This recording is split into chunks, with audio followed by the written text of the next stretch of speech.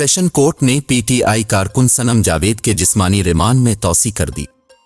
लाहौर की सेशन अदालत में सनम जावेद के खिलाफ मुस्लिम लीग नून के का दफ्तर जलाने के मुकदमे की समाअत हुई, जिस सिलसिले में पुलिस ने 2 रोज़ा जिस्मानी रिमांड मुकम्मल होने पर मुल्ज़िमा को अदालत में पेश किया और मज़ीद जिस्मानी रिमांड की इस्तदा की।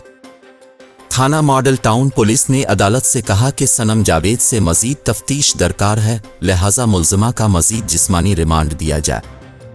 सनम जावेद के वकील ने जिस्मानी रिमांड की मुखालफत की, ताहम अदालत ने पुलिस की इस्तदा पर फैसला महफूज कर लिया, जो कुछ देर बाद सुनाते हुए सनम जावेद के जिस्मानी रिमांड में 1 रोज़ की तौसी कर दी। वाज़ेह रहे कि सनम जावेद के खिलाफ मुस्लिम लीग नून का दफ्तर जलाने का मुकदमा थाना मॉडल टाउन में दर्ज है। सनम जावेद ने लाहौर में कौमी असम्बली के हल्के NA 119 से पाकिस्तान मुस्लिम लीग नून की चीफ ऑर्गेनाइजर मरियम नवाज के मुकाबले में कागजात नामजदगी जमा कराए थे, जो मुस्तरद कर दिए गए।